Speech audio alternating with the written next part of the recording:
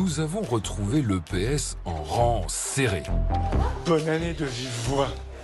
Ça va? Tu vas bien? Enfin, deux lieutenants d'Anne Hidalgo, Carole Delga et Michaël Delafosse. Une présidente de région, l'Occitanie, et un maire, celui de Montpellier, en Occitanie. J'ai fait un cours ce matin sur la place des femmes sous la Révolution française. J'ai pensé à toi.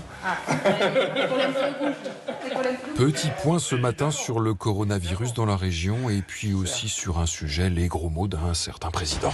Grosse tension sur les gens qui arrivent en réa, qui ne sont pas vaccinés, les familles qui sont contre le vaccin, qui s'opposent aux soignants. Enfin, vraiment, ouh là là. Et puis on voit que la contamination flambe à n'en plus finir. C'est long, là. Puis en plus, on a maintenant un président de la République qui a une expression qui est très, très motivante et très respectueuse sur le fait qu'il veut emmerder les non-vaccinés. Mais ce qui m'inquiète, c'est quand le chef de l'État commence à employer des mots que nous bannissons dans les cours de récré. Quand on est président de la République, on ne peut pas utiliser ces mots-là. On n'a pas le droit d'utiliser ces mots-là parce que même les non-vaccinés, ce sont des Français des Français.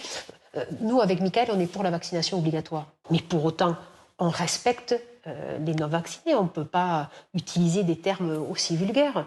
Enfin, moi, hier soir, quand c'est tombé là, sur les alertes sur mon téléphone, j'ai eu honte pour la France. Aujourd'hui, le débat politique, il est lamentable.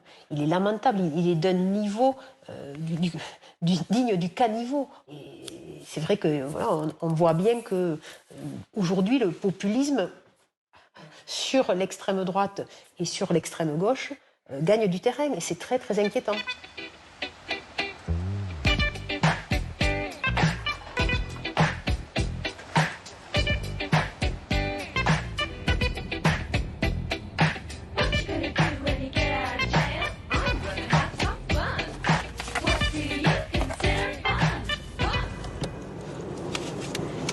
Le bureau ambulant que vous avez.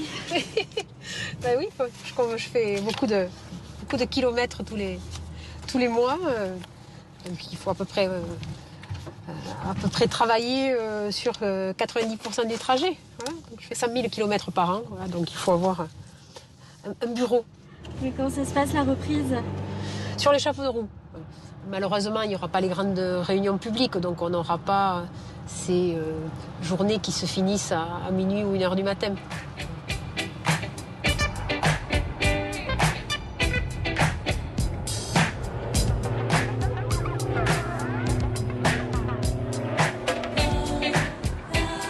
Carole Delga et Michaël Delafosse vont lancer de concert l'annonce d'un événement sportif à Montpellier.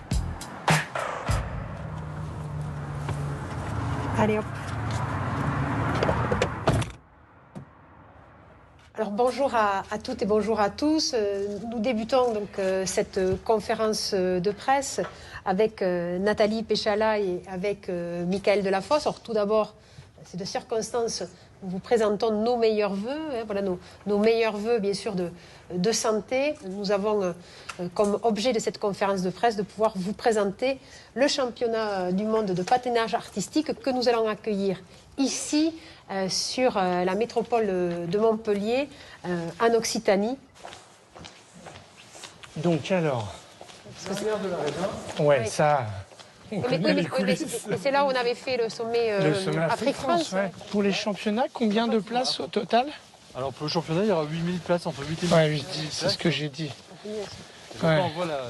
Ça serait bien de remplir un stade comme ça pour un meeting. Mais il y a des limites pour les jauges. Non, pas pour les dates. Nous, on respectera. Je pense qu'il faut être exemplaire. Je le dis clairement, il faut être exemplaire. En tout cas, moi, si on me demande d'organiser un meeting à Montpellier, parce que la démocratie doit se tenir, la première exigence, c'est le respect des protocoles sanitaires. Tiens, d'ailleurs, en parlant de protocole sanitaire, on ne sait pas si vous arrivez à vous y retrouver, dans celui qui concerne les écoles, par exemple.